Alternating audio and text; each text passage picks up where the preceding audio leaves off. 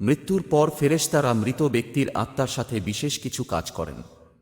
পবিত্র কুরআন ও হাদিসে এই বিষয়ে বিভিন্ন বর্ণনা পাওয়া যায়। নিম্নে এ বিষয়ে কিছু সাধারণ বিশ্বাস উল্লেখ করা হল। ১. আত্মা গ্রহণ করা। মৃত্যুর সময় ফেরেশতারা মৃত ব্যক্তির আত্মা গ্রহণ করেন। নেককার ব্যক্তিদের ক্ষেত্রে রাহমাতের ফেরেশতারা আসে এবং খুবই কোমলভাবে আত্মা গ্রহণ করে। এটি হয় শান্তিপূর্ণ এবং স্বস্তিকর।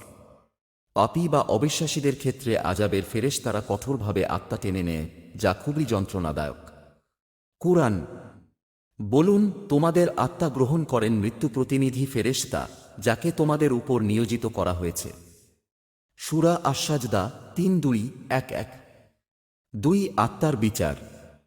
ইসলামী বিশ্বাসে মৃত্যুর পরপরই আত্মাকে তার কাজকর্মের জন্য বিচার করা হয়। এটি হল কবরের পরীক্ষা। ফেরেশতা মুনকার ও নকির কবরস্থানে আসে এবং ৩টি প্রশ্ন করে। তোমার প্রভু কে? তোমার ধর্ম কি? তোমার নবী কে? নেককার ব্যক্তি সঠিক উত্তর দিতে সক্ষম হয় এবং শান্তি পায়, কিন্তু পাপীদের জন্য এটি কঠিন ও ভীতিকর হয়ে দাঁড়ায়। ৩. লাশের সাথে কি ঘটে? ইসলামে সরাসরি লাশের সাথে ফেরেশতারা কি করেন তা নিয়ে তেমন বিস্তারিত আলোচনা নেই। তবে লাশকে সম্মান করা এবং যথাযথ ইসলামী নিয়মে দাফন করা হয় গুরুত্বপূর্ণ। ৪. লাশ এবং কবরের অবস্থান। ফেরেশতারা আত্মার অবস্থা অনুযায়ী দাফনের সময় মৃতের আত্মাকে আকাশের দিকে নিয়ে যায় এবং পরে কবরস্থানে ফিরিয়ে আনে। কবরই তখন তার অস্থায়ী ঠিকানা হয়। ৫. নেককার ব্যক্তিদের মর্যাদা বৃদ্ধি। নেককার ব্যক্তিদের লাশ এবং কবরের আশপাশে রাহমাতের ফেরেশতারা উপস্থিত থাকে।